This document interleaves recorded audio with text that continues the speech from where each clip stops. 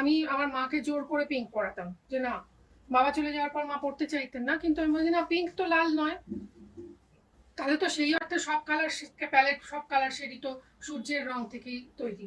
আর একটা জিনিস আমি বারবার বলতে চাই, রং কিন্তু প্রথম ছোঁয়ায় আমাদের আমাদের মা, মানে একটা গায়ে হলুদ হয় অন্নপ্রাশনের সময়, প্রথম হলুদ ছোঁয়ায় আমাদের গায়ে মা সন্তানকে তার মা কালার দেয়, কালারের সঙ্গে পরিচিতি ঘটায়, নেচারের সাথে প্রকৃতির সঙ্গে পরিচিত করে মা।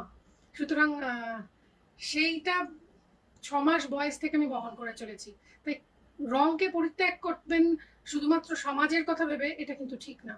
নিজের যদি নিজের যেটা ইচ্ছে করবে সেটাই করবেন, কারণ জীবন তো একটাই না। আর একটা কথা জানবেন, এন্ড অফ দ্য ডে আপনাকে কেউ প্রাইজ দিতে আসবে না। সবাই আপনার পিঠ পিছে, মানে আপনার পেছনে, আপনি যতই ভালো মানুষ হন না কেন, যতই সমাজকে মেনে চলুন না কেন, কিছু লোক থাকবেই যারা আপনার নিন্দে করবে। সুতরাং সবাইকে খুশি করার দরকার নেই, নিজেকে খুশি করুন।